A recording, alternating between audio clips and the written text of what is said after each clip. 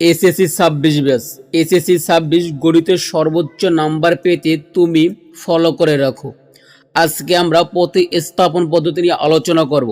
100% ভাইয়া তুমি মনে রাখতে পারো যে এ ধরনের একটি প্রশ্ন তোমার এসএসসি পরীক্ষায় আসবে, তাই তোমার উচিত আজকের এই ভিডিওটি সম্পূর্ণ দেখা।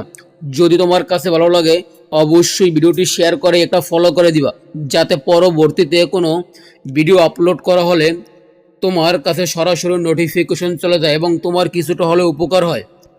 আর একটা কথা মনে রাখবা, আমি যতগুলো ভিডিও আপলোড করব প্রত্যেকটি অঙ্ক তোমার এসএসসি পরীক্ষা আসবে, যাতে তোমার এসএসসি পরীক্ষায় তুমি সর্বোচ্চ নাম্বার পেতে পারো। দেখো, আজকে আমরা আলোচনা করব প্রতিস্থাপন পদ্ধতি নিয়ে। এই প্রতিস্থাপন পদ্ধতি এটা হচ্ছে অনুশীলনী 12 অর্থাৎ 12। এই অধ্যায়টি এ বছরের জন্য অত্যন্ত গুরুত্বপূর্ণ। দেখো, প্রতিস্থাপন পদ্ধতির করার সহজ কৌশল হচ্ছে, দেখো এখানে বলা হচ্ছে 2x প্লাস ওয়াই ইকুয়াল তোমার 8। এখানে আমরা সমীকরণ নাম্বার 1 ধরবো। তারপর দেখো পরবর্তীতে আছে তোমার 3x মাইনাস 2y ইকুয়াল 5। এখানে আমরা সমীকরণ নাম্বার 2 ধরবো। এখন কথা হচ্ছে, তুমি এই সমীকরণ 1 এবং 2 যে কোনো একটা থেকে তুমি ওয়াই এর মান অথবা এক্স এর মান বের করবা। তাহলে আমরা এক্স এর অর্থাৎ 1 নং সমীকরণ থেকে ওয়াই এর মান বের করি, কারণ 1 নং সমীকরণ হচ্ছে প্লাস সমীকরণ থেকে তুমি যদি এক্স এবং ওয়াই এর মান বের করো সেখানে জামালা কম হয়। তাহলে দেখো, প্রথমে লিখতে হবে 1 নং সমীকরণ হতে পাই। তাহলে আমরা লিখব 1 নং সমীকরণ হতে পাই, 1 নং সমীকরণ থেকে পাই।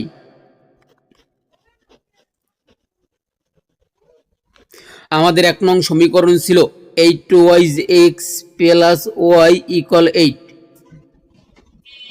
1 নং সমীকরণ তোলার পর এখানে আমরা x এর মান বের করব। তাহলে x এর মান বের করতে হলে আমরা 2y(x) রেখে দিলাম, আর এ পাশে ছিল তোমার 8। দেখো, এখন এই অংশে ছিল তোমার প্লাস y, এটা সাইড পরিবর্তন করে এই অংশে নিতে হবে। তাহলে প্লাস ছিল হয়ে যাবে মাইনাস। তারপর দেখো, যেহেতু আমরা x এর মান বের করব, তার মানে এই x রেখে দিব এবং এই অংশে যা আছে সেটা লিখে দিব। তাহলে এই অংশে আছে 8 মাইনাস ওয়াই। এখন দেখো, x এর সাথে কিন্তু 2 গুণ ছিল, অর্থাৎ দুইটা সংখ্যার মাঝখানে যদি প্লাস এবং মাইনাস কোনো সংখ্যা না থাকে তাহলে সেটি তোমার অর্থাৎ চিহ্ন না থাকলে সেটি তোমাকে গুণ হিসেবে বিবেচনা করতে হবে। তাহলে 2 আছে গুণ, তাহলে সেটা সাইড পরিবর্তন করলে হয়ে যাবে ভাগ। এখন যেহেতু আমরা x এর মান পেয়েছি, তার মানে এটা হবে 3 নং সমীকরণ। আমরা এই 3 নং সমীকরণ লিখলাম। আশা করি বুঝতে পারছো। তারপর দেখো, তারপর আমরা প্রথমবারে লিখছিলাম 1 নং সমীকরণ থেকে পাই। এবার তোমাকে লিখতে হবে 2 নং সমীকরণ থেকে পাই। দেখো, 1 নং সমীকরণ থেকে আমরা x এর মান বের করছিলাম এবং 2 নং সমীকরণ থেকে এখন আমরা y এর মান বের করব। তাহলে লিখবা x এর মান আমরা 2 নং সমীকরণে বসিয়ে পাই। আমরা x এর মান 2 নং সমীকরণে বসিয়ে পাই। x এর মান এই 2 নংয়ে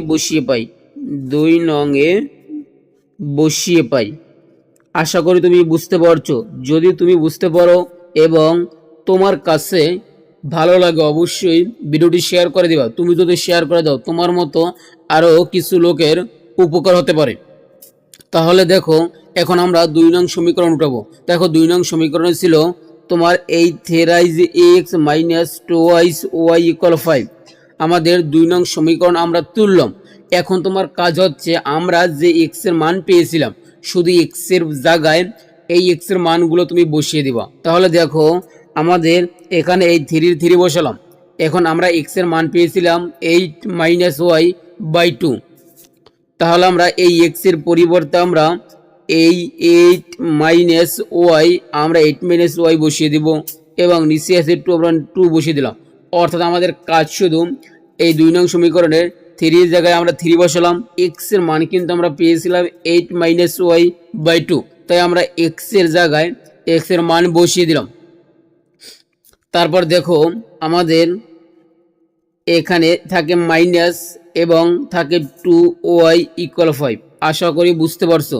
তারপর দেখো, এখন আমাদের এখানে কিন্তু 3 এর সাথে এই মানগুলো তোমার গুণ আকারে আছে, তার মানে তোমাকে এখন গুণ করতে হবে। তাহলে গুণ করার ফলে দেখো 3 দ্বারা আমরা উপরের প্রত্যেকটা সংখ্যারে গুণ করব। তাহলে 3 দ্বারা যদি আমরা 80 গুণ করি তার মানে হয় এই 24, এই মাইনাসের মাইনাস 3 দ্বারা যদি আমরা ওয়াই কে গুণ করি তাহলে হয় তোমার এই থেরাইস ওয়াই, এবং নিচে যা আছে 2 আমরা সেই 2 বসিয়ে দিলাম, এবং এখানে থাকে তোমার মাইনাস, এবং বাকি থাকে তোমার 2y ইকুয়াল বাকি থাকে 5। আশা করি বুঝতে পারছো। দেখো পরবর্তীতে এখানে কোনো সংখ্যা নাই নিজে, তার মানে এখানে মনে মনে অন ধরবা।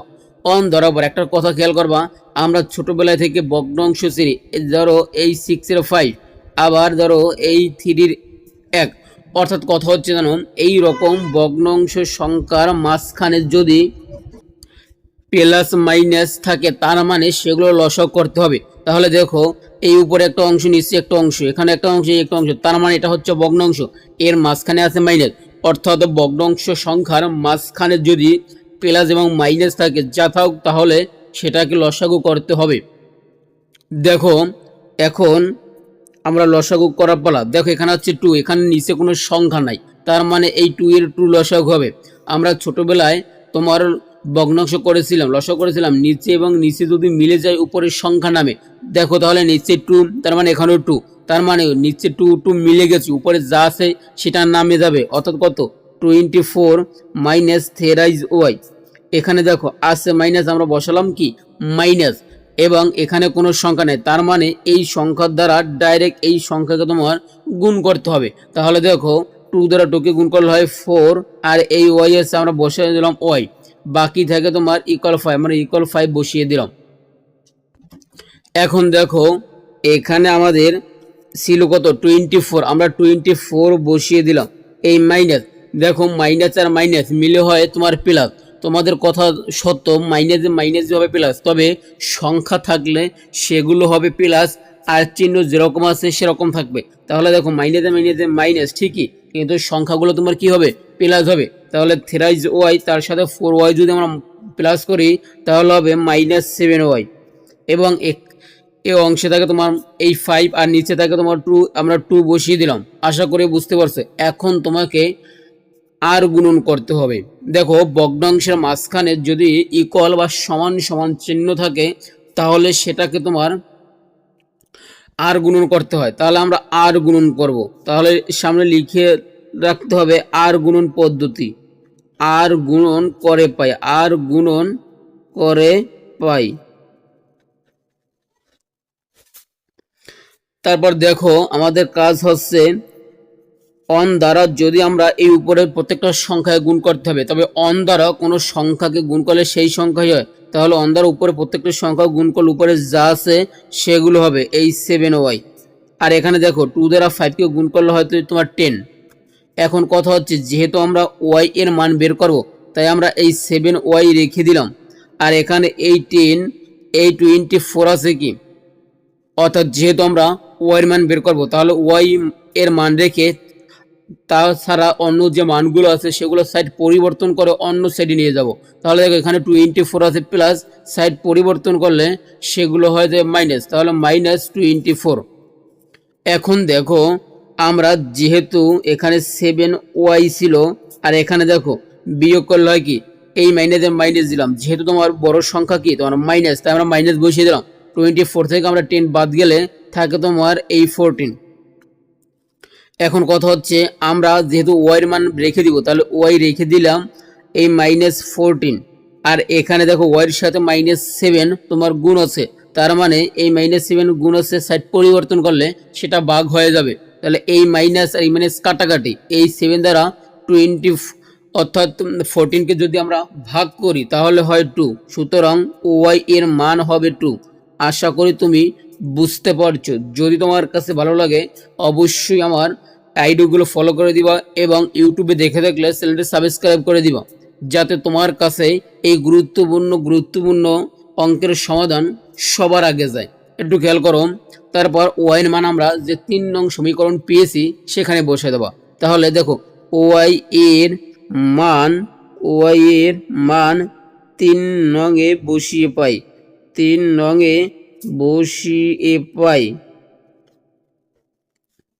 তাহলে আমাদের 3 নং সমীকরণ ছিল দেখো আমরা এখন ওয়াই এর মান 3 নং সমীকরণে বসিয়ে দেবো। তাহলে দেখো এই এক্স ইকুয়াল এখানে এই 8 এ মাইনাস ওয়াই এর মান পেয়েছিলাম আমরা 2, তাহলে ওয়াই এর পরিবর্তে আমরা বসিয়ে দেবো কি 2 বসিয়ে দেবো। তাহলে আমরা এই 2 বসিয়ে দিলাম, আর নিচে থাকে তোমার 2 আমরা বসিয়ে দিলাম 2। এখন দেখো 8 থেকে যদি আমরা 2 মাইনাস করি তাহলে হয় তোমার 6, এবং নিচে থাকে তোমার 2, 2 দ্বারা 6কে ভাগ করলে হবে 3, তার মানে এক্স এর মান হচ্ছে তোমার এই 3।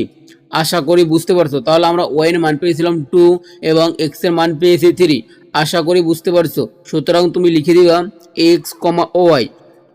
আমরা এক্স এর মান পেয়েছি 3, আমরা বসিয়ে দিলাম 3, আর ওয়াই এর মান পেয়েছিলাম আমরা 2, আমরা তাই ওয়াই এর মান এখানে 2 বসিয়ে দেব।